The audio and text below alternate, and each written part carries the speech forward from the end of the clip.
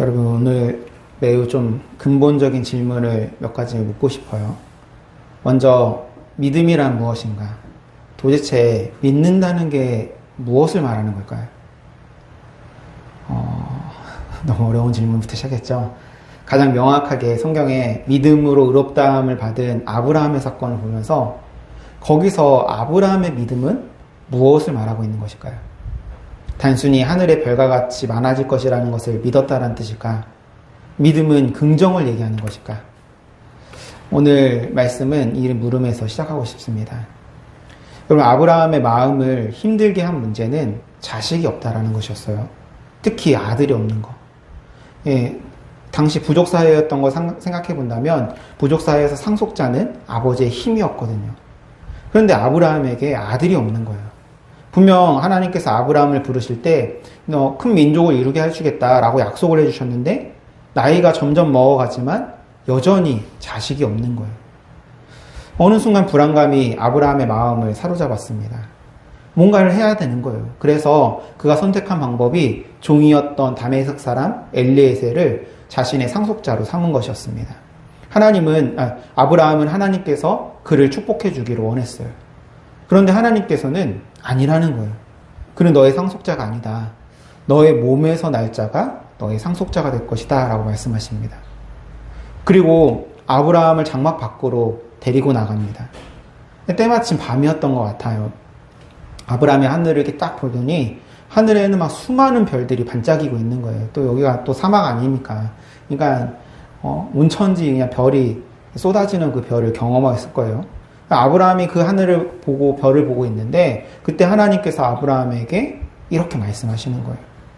그를 끌고 밖으로 나가 이르시되 하늘을 우러러 무뼈를 셀 수 있나 보라. 또 그에게 이르시되 내 자손이 이와 같으니라. 그 말을 듣고 아브라함이 여호와를 믿으니 여호와께서 이를 그의 의로 여기시고. 여러분, 여기서 아브라함이 믿었다라는 말은 엘리에셀, 자신이 상속자로 삼았던 엘리에셀을 포기하겠다라는 뜻이에요. 실제로 성경을 자세히 보게 되면 이후로 엘리에셀의 이름이 나오지 않습니다. 아브라함이 정말 엘리에셀을 포기한 거예요. 정확하게 말하면 자신의 계획을 포기하고 하나님의 계획을 향해서 돌아섰다라는 것입니다. 그럼 바로 이것이 믿음의 행위예요. 즉 믿음은 우리에게 매우 중요한 태도를 요청하는데 그건 아브라함이 그랬듯 지금까지 우리가 살아온 삶을 뉘우치고 돌이키는 것, 돌아서는 것. 제가 제 마음대로 하나님의 뜻을 해석하고 행동한 것을 뉘우칩니다. 그래서 상속자로 엘리에셀을 세운 것을 포기하겠습니다. 그리고 하나님의 계획을 믿습니다. 이처럼 믿음은 뉘우치는 것과 포기하는 것. 한마디로 말하면 회개가 선행된다는 사실입니다. 그럼 재밌게도 회개하다라는 뜻의 히브리어가 슈브인데 가던 길을 멈추고 방향을 돌이키다, 돌아오다 라는 뜻을 가지고 있어요. 그리고 아브라함이 하나님을 믿으니에서 믿으니로 번역된 히브리어가 헤에민인데 원형은 아만, 우리가 잘 아는 바로 그 아멘입니다. 그 뜻은 뭐냐면 확실하다, 참되다, 안전하다라는 뜻이에요. 그런데 이게 히브리어 문법으로 히필령을 썼어요. 히필령은 제가 몇 번 설명한 것 같은데 쉽게 말해서 무엇 하게 만들다라는 뜻이에요. 그러니까 내가 지금 무엇을 하는데 내가 스스로 그 무엇을 하는 것이 아니라 무엇인가가 나로 하여금 무엇을 하게 만들었다라는 거예요. 그게 이걸 아브라함에게 적용해 보면 어떠냐면 하나님께서 아브라함으로 하여금 하나님의 약속을 믿게 만들었다. 하나님의 계획에 자신을 온전히 내맡기게 만들었다라는 거예요. 이게 아브라함이 여호와를 믿으니의 내용이에요. 할렐루야. 지금 믿음의 출발점이 어디에 있는 거예요? 내가 아니라 하나님에게 있는 거예요. 하나님께서 먼저 아브라함을 장막 밖으로 끌어내셨어요. 하나님께서 아브라함에게 별을 보여주셨어요. 하나님께서 아브라함에게 약속을 다시 들려주셨어요. 그러니까 아브라함이 지금 믿게 된 것은 결국 하나님께서 먼저 다가오신 그 은혜에서 시작되었다는 것입니다. 여러분, 회개도 마찬가지예요. 회개도 내가 시작하는 게 아니에요. 은혜가 먼저 마음을 두드릴 때 그 은혜에 응답해서 우리가 가던 길을 멈추고 돌아서는 거예요. 내 계획을 멈추고 방향을 돌아서는 거예요. 여러분, 이 순서가 중요해요. 언제나 은혜가 먼저입니다. 하나님의 은혜가 내 마음에 닿으면 변화가 일어나고 그 변화가 사랑의 응답으로 드러나는데 그 응답의 첫 번째 모습이 바로 회개인 것입니다. 이게 사도 바울이 갈라디아서 5장 6절에서 말씀하신 사랑으로서 역사하는 믿음의 모습입니다. 먼저 부어진 사랑이 우리로 회개하는 마음을 부어주시는 것. 여러분, 이렇게 하나님께 나를 맡기면 하나님의 약속을 확고하게 여기게 되면 그 앞에 무엇이 있어야 되냐면 당연히 슈브, 가던 길을 멈추고 방향을 돌이키는 것, 돌아오는 것이 있어야 되는 거예요. 주님께서도 같은 순서로 우리에게 말씀하십니다. 마가복음 1장 15절 말씀에 이르시되 때가 찼고 하나님의 나라가 가까이 왔으니 회개하고 복음을 믿으라 하시더라. 할렐루야. 회개하고 믿으라. 여러분, 우리가 이 시대의 많은 크리스천들, 교회들이 기적은 사라지고 무기력하게 무너지는 모습을 보면서 그러면 온전한 믿음은 무엇인가? 이 물음을 가지고 지금 이 시리즈를 시작했습니다. 우리의 믿음이 흔들리는 이유, 내가 믿는 건지 믿지 않는 건지 헷갈리는 이유, 우리의 믿음이 아무런 능력이 없는 이유는 우리의 믿음이 온전한 믿음이 아니었기 때문이고, 우리의 믿음이 온전하지 못한 결정적 이유는 제대로 된 회개가 이루어지지 않았기 때문인 거예요. 그러면 왜 제대로 된 회개가 이루어지지 않았을까? 그거는 은혜를 진짜로 만나지 않은 채 회개하려고만 했기 때문에 그래요. 십자가의 은혜가 마음 깊은 곳까지 닿지 않은 채로 머리만 받아들이고 회개하려고 하니까, 머리만 받아들이고 동의하고 돌이키려고 하니까 회개가 안 되는 거예요. 마치 죽지 않고 부활만 누리려고 하는 것 같습니다. 십자가 위에서 예수 그리스도와 함께 죽고 새로운 존재로 다시 살아나야 되는데, 그게 진짜 크리스천인데 우리는 다시 사는 것까지는 그래, 오케이, 좋아요. 다시 산다, 좋아. 우리 삶을 리셋한다, 좋다고요. 그런데 그 전에 내가 십자가에서 예수 그리스도와 함께 죽는 것은 싫은 거예요. 못하겠다는 거예요. 이전에 내 마음대로 내 뜻대로 살던 삶 그대로, 내가 가던 길 그대로 가면서 하나님의 복을 받고 살고 싶다라는 신보인 거예요. 사랑하는 여러분, 회개 없이 온전한 믿음은 없습니다. 회개 없이 크리스천이 될 수가 없어요. 이전에 내가 살아온 삶의 방향을 멈추고 돌이키지 않으면 여러분, 하나님을 향해서 걸어갈 수가 없어요. 믿음을 살아낼 수가 없다고요. 그럼 여러분, 회개는 어떻게 해야 되는 걸까요? 회개가 중요한 건 알겠는데, 그럼 목사님, 회개가 내가 하는 것도 아니라는데, 그럼 회개가 어떻게 하는 거예요? 오늘 말씀, 우리가 잘 아는 탕자 이야기로 좀 살펴보도록 하겠습니다. 둘째 아들은 자신이 받은 분깃의 재산을 모두 다 허랑방탕하게 탕진하고 비참함에 이르게 되어집니다. 이제 그에게 세상에 믿을 만한 것은 아무것도 없어요. 돈, 친구, 명예, 사회적 지위 모두가 사라져 버렸습니다. 그런 그를 세상은 더 이상 사람 취급을 안 해요. 아무리 굶주려도 누구 하나 따뜻한 밥 한 그릇 나누어 주지 않고, 결국 사람이 먹는 음식이 아닌 돼지가 먹는 쥐염 열매, 쉽게 말하면 사료예요, 사료. 쥐염 열매를 먹으려고 했는데, 그러니까 배가 너무 고프니까 그거라도 먹으려고 했는데 그것조차 충분히 배불리 먹을 수가 없었습니다. 이 세상에서 그가 믿을 수 있는 구석은 완전히 사라진 거예요. 하나가 남아있다면 바로 아버지뿐이었어요. 그러면 여기서 우리가 절대로 놓치지 않아야 되는 한 가지가 있어요. 17절 말씀을 보시면 이에 스스로 돌이켜라는 표현이 나오는데, 헬라어로 에이스 아우톤 엘톤이라고 되어 있는데, 직역하면 자기 자신에게로 돌아왔다라는 뜻이에요. 그러니까 그동안 이 아들이, 둘째 아들이 어디에 있었던 거예요? 자기 자신이 아닌 곳에 있었다라는 얘기예요. 자기 자신이 아닌 채로 살아갔다라는 얘기예요, 그동안. 그런데 여러분, 그가 어떻게 자기에게로 돌아왔습니까? 누가 그를 깨웠어요? 그 멀리 떨어진 그 돼지우리까지 닿은 아버지의 사랑이 바로 그를 깨운 것입니다. 아들을 단 한 번도 사랑하지 않은 적이 없으셨던, 단 한순간도 그를 떠나보낸 적이 없으셨던 아버지의 그 사랑이 멀리서도 아들을 흔들어 깨운 거예요. 아들이 생각이 난 거예요, 아버지의 사랑이. 그러한 아버지의 사랑으로 인해서 그가 아버지를 떠올리는 순간 그 모든 것이 은혜였던 거예요. 여러분, 이처럼 회개의 시작은 언제나 은혜입니다. 내가 먼저 정신 차리는 게 아니에요. 은혜가 먼저 우리를 흔들고 그 다음에 우리가 돌아서는 것입니다. 그러니까 오늘 여러분이 회개의 자리에 서 계신다면 그것 자체가 이미 은혜를 만난 증거인 것입니다. 아버지의 은혜와 사랑으로 인해서 탕자는 자신의 삶을 뉘우치고 돌아서기로, 슈브하기로 결정합니다. 아버지께로 돌아가기로 한 거예요. 자, 그런데 여러분, 여기서 먼저 탕자가 생각해요. 아버지에게 돌아가서 무엇을 얘기해야 할까? 어떻게 아버지한테 얘기해야 될까? 이 얘기의 내용은 쉽게 말하면 뉘우침이에요. 18절, 19절 말씀을. 아버지, 내가 하늘과 아버지께 죄를 지었사오니 지금부터는 아버지의 아들이라 일컬음을 감당하지 못하겠나이다. 나를 품꾼의 하나로 보소서. 여러분, 이 뉘우침이 시작이었습니다.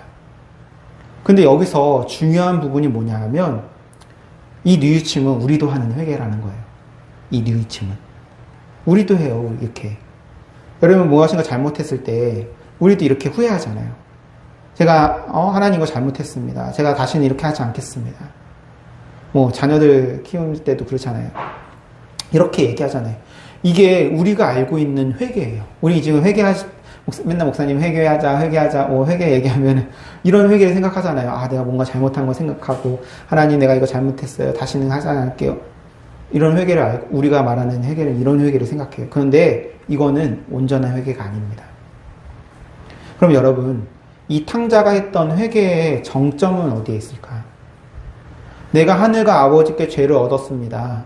그래서 내가 아버지의 아들이라 부를 만한 자격이 없습니다. 라고 얘기한 것이 회개에 대한 생각이었다면, 뉘우침이었다면 회개의 행동이 필요한 거예요. 그 행동이 무엇이냐면 아버지께로 돌아가는 거예요. 자리에서 일어나서 돌아가는 거. 뉘우치겠다고 내가 다시는 그렇게 살지 않겠습니다 라고 생각했던 거를 다시는 그렇게 살지 않는 것이 바로 회개인 거예요. 근데 여러분, 아버지께로 돌아가는 것은 고통입니다. 이게 쉬운 일이 아니었어요.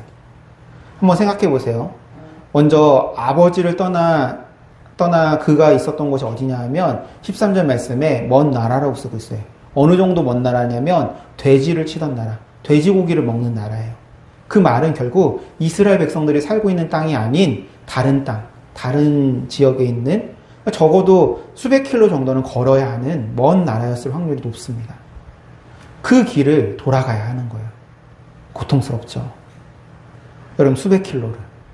그것도 헐벗고 굶주린 상태에서 몇 날 며칠을 걸어서 아버지에게로 간단 말이에요. 돌아가는 내내 아들에게 엄청난 고통이 계속됐습니다. 그런데 사실 아들을 더 고통스럽게 하는 것이 있었어요. 그거는 미안함과 부끄러움, 수치심 같은 것입니다. 아버지에게 몹쓸 말을 하면서 상처를 주었고 그렇게 아버지로부터 유산을 받아냈어요. 그런 아들의 행동 자체가 당시 사회에서 아버지에게는 엄청난 수치를 안겨주는 거예요. 나의 행복으로 해서, 나의 성공으로 해서 아버지를 부끄럽게 만든 것이란 말이에요. 그렇게까지 하면서 해서 갔으면 성공이라도 하든지, 아버지한테 그렇게 모욕까지 주면서 아버지 재산 뺏어서 갔으면 부자 돼서 오든지, 모든 걸 다 탕진했어요. 그리고는 완전히 거지가 되어서 돌아가는데 여러분, 그 마음이 어떻겠습니까? 이 아들의 마음이 어떻겠어요? 아버지에 대한 미안함, 과거에 자신이 한 행동에 대한 부끄러움, 현재 자신의 처지에 대한 수치, 그리고 그런 여러 가지 감정들로 인해서 생긴 주저함까지. 여러분, 육신의 어려움은 입 꽉 깨물고 이겨내는 사람들이 있어요. 그런데 마음의 고통은 그러하지 못합니다. 아무리 밝고 정신적으로 건강했던 사람도 그 마음에 병이 찾아오는 순간 걷잡을 수 없는 고통으로 무너지고 괴로워야 합니다. 혹시 이 시간 마음의 병과 힘겹게 싸우고 계신 분들이 계시다면 오늘 이 탕자의 모습이 위로가 되시기를 소망합니다. 한 걸음 한 걸음 내딛는 것이 고통인 여러분에게 제가 한 가지를 더 말씀드리고 싶어요. 여러분, 우리는 너무 자주 고통을 빨리 해석하려고 합니다. 이 고통의 의미가 뭘까? 하나님은 왜 이 고통을 허락하셨는가? 빨리 답을 찾자. 빨리 일어서자. 그런데 여러분, 성경은 그렇게 빨리 대답하지 않습니다. 시편을 보면 절반 이상이 애가예요. 욥은 친구들과 함께 7날 동안 그저 침묵하였습니다. 우리 주님께서도 겟세마네에서 단번에 일어나지 않으셨어요. 3번 기도하셨고 땀이 핏방울이 되도록 슬퍼하셨습니다. 여러분, 빨리 슬픔에서 빠져나오려고 하지 마십시오. 빨리 정답을 만들어내려고 하지 마시기 바랍니다. 하나님은 우리의 슬픔도 받아주시는 분입니다. 정직한 슬픔의 자리에 이미 주님이 함께하고 계십니다. 한 걸음을 내딛지 못해도 괜찮아요. 그 자리에 주저앉아 우는 것도 회개의 한 모습입니다. 그 자리에서 흘리는 한 방울의 눈물이 멀리 보이지 않는 그곳에서 이미 우리를 향해 달려오시는 아버지의 사랑과 만나고 있는 것입니다. 그러나 여러분, 기억하십시오. 주저앉아 우는 슬픔은 우리가 평생 머물 자리가 아니라 은혜를 다시 채워 일어서기 위한 회개의 시작의 단계라는 것을 잊지 마시기 바랍니다. 그 정직한 눈물이 마침내 우리를 부축해 일으켜 아버지의 품을 향해서 슈브, 그 방향을 돌이켜 걸어가게 만드는 원동력이 될 것입니다. 그리고 한 가지 더 잊지 말아야 될 것은 탕자가 돌아왔을 때 그곳에 있었던 것은 아버지뿐이 아니었다라는 것입니다. 잔치를 준비할 종들과 형제, 음식과 음악, 그러니까 공동체가 있는 집이었어요.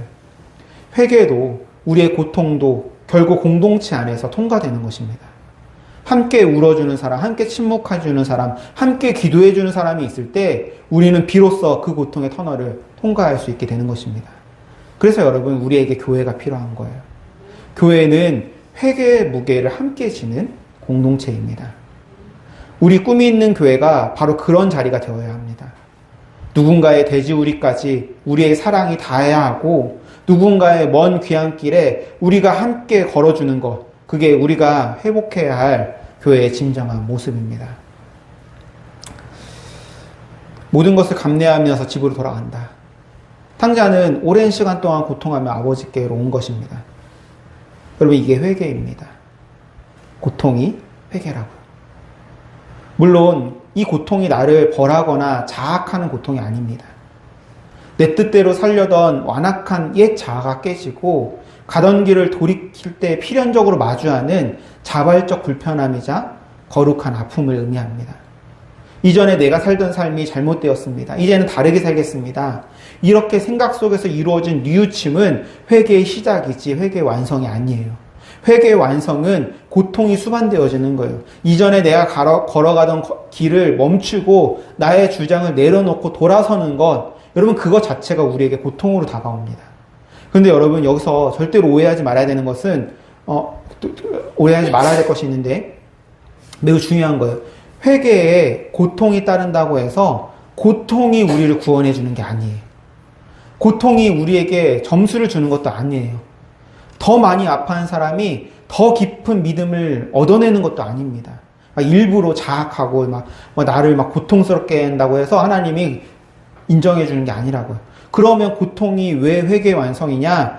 고통이 의미 있는 이유는 그것이 은혜가 진짜로 마음에 닿았다는 증거이기 때문에 그렇습니다. 어떤 아버지와 딸이 병원에 왔어요. 딸의 간 상태가 너무 좋지가 않아서 이식 수술만이 살 수 있는 방법이었습니다. 그런데 간을 내어줄 수 있는 아버지가 그동안 거의 매일같이 술을 마시고 몸에 안 좋은 것만 먹다 보니까 막 지방간 수치도 높고 간 상태가 좋지가 않은 거예요. 그래서 딸한테 줄 수가 없는 거예요. 어떻게는 안 되겠냐고 안 되겠냐는 아버지의 말을 의사는 매몰차게 할 수 없다라고 말합니다. 딸이 아파하면서 점점 생기를 잃어가는 모습, 의사의 매몰찬 대답. 평소에 아빠 살 좀 빼, 좋은 것 좀 잘 챙겨 먹으라던 딸의 얘기를 잔소리처럼 들었던 거. 그래서 엉망진창이 되어버린 자신의 몸. 그 모든 것이 아버지에게 엄청난 고통으로 다가옵니다. 그 고통 때문에 아버지는 마음을 바꿔요. 고통이 마음을 바꾸는 거예요. 고통으로 마음이 바뀌자 여러분 행동할 수 있게 되어집니다. 철저하게 식단을 관리하고 개인 PT를 받고 그래서 살을 빼고 딸에게 간 이식을 해줄 수 있는 건강한 몸을 만들어서 돌아온 거예요. 여러분 아버지가 그렇게 할 수 있었던 이유, 고통 속으로 들어갈 수 있었던 이유는 그 고통의 한가운데 딸을 향한 사랑이 있었기 때문입니다. 여러분 사랑이 없는 고통은 우리를 무너뜨릴 뿐입니다. 그러나 사랑이 있는 곳에서는 고통도 변화의 통로가 되어지는 것입니다. 그 아버지는 PT를 견디기 위해서 PT를 견딘 게 아니에요. 딸을 살리기 위해서 견뎠던 거예요. 사랑이 먼저고 고통은 그 사랑의 무게였던 것입니다. 우리의 회개도 똑같아요. 우리가 회개를 위해서 회개하는 것이 아닙니다. 우리를 먼저 사랑하시고 우리를 향해 달려오시고 계신 그 하나님의 사랑이 우리의 마음에 닿았기 때문에 그 사랑이 우리를 움직이게 하는 거예요. 그래서 고통이 가능하게 하고 그래서 변화가 가능해지는 것입니다. 바울이 이 사실을 깨달은 거예요.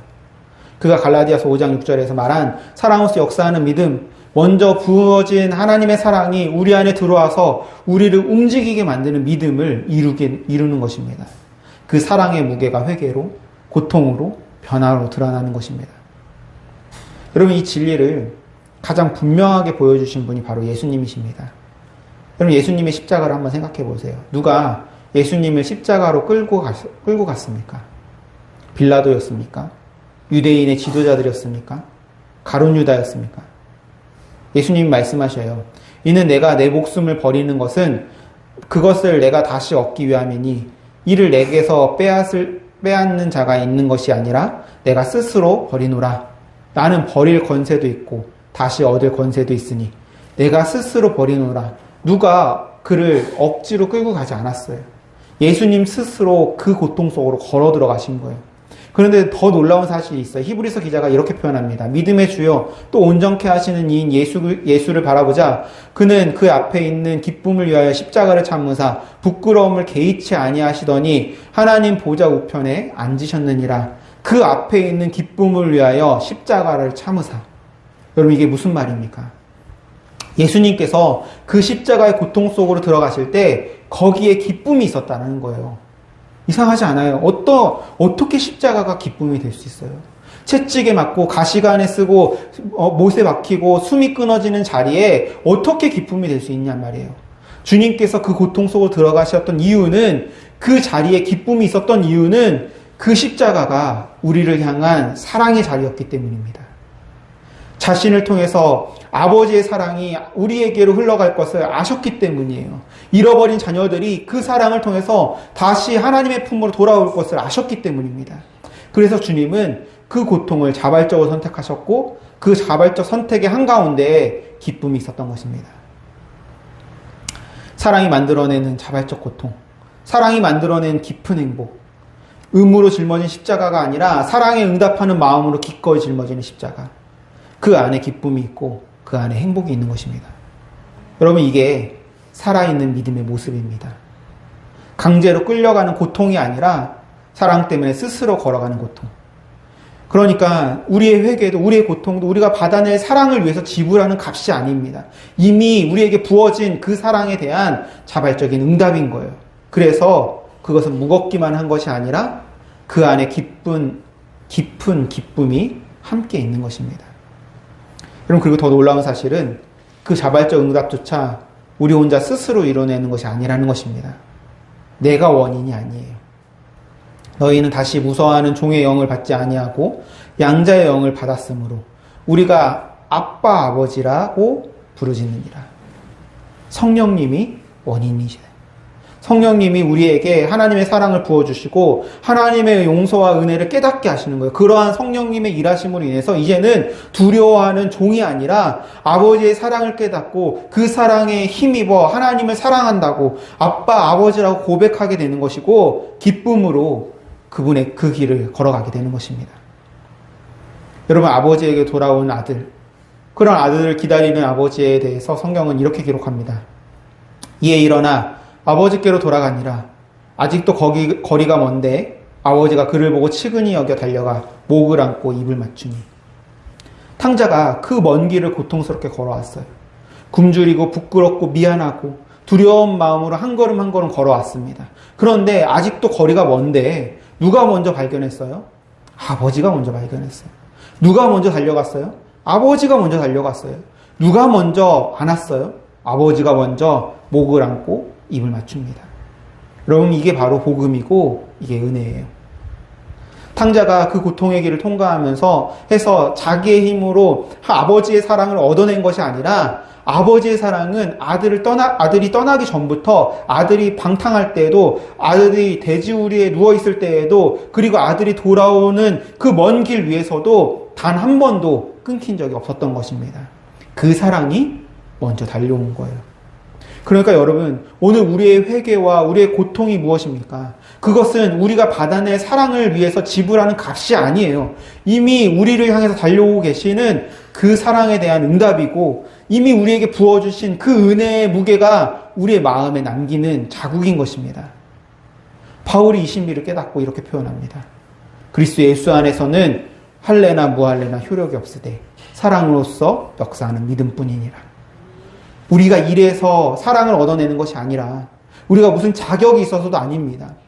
사랑이 먼저 와서 그 사랑이 우리 안에서 회개를 일으키고 그 사랑이 우리 안에서 고통을 견디게 하고 그 사랑이 우리를 기도의 자리로 끌고 가는 것입니다. 처음부터 끝까지 사랑이라는 거예요. 여러분, 오늘 어쩌면 누군가는 너무 멀리 왔다고 느끼실지 모릅니다. 아버지께로 돌아가는 그 먼 길을 도저히 걸어갈 수 없을 것 같다라고, 한 걸음 떼지 못할 것 같다고. 그런데 여러분, 잊지 마십시오. 우리는 그 먼 길을 다 걸어가야 만나는 분을 향해 가는 게 아닙니다. 우리가 한 발짝만 떼어도, 아니 한 발짝도 떼지 못하고 그 자리에 주저앉아 울고 있을지라도 주님께서 먼저 우리에게 달려오십니다. 성령님께서 우리 안에서 우리의 그 눈물을, 우리의 탄식을 들어주십니다. 그리고 아버지께서 우리를 일으켜 세우십니다. 이것이 우리가 다시 살아갈 수 있는 이유이고, 이것이 우리가 다시 하나님께로 나아갈 수 있는 이유이며, 이것이 우리가 다시 믿음의 자리로 돌아갈 수 있는 이유인 것입니다. 사랑하는 성도 여러분, 오늘 우리 함께 한 걸음 내디뎌 봤으면 좋겠습니다. 아주 작은 한 걸음이라 좋습니다. 이미 우리를 향해 달려오고 계신 그 사랑 앞에서, 그 사랑에 응답하는 회개로, 그 사랑이 만들어내는 거룩한 아픔으로, 그 사랑이 이끄는 기도로 한 걸음 내디뎌 보시길 바랍니다. 그것이 진짜 회개입니다. 그것이 살아있는 믿음입니다.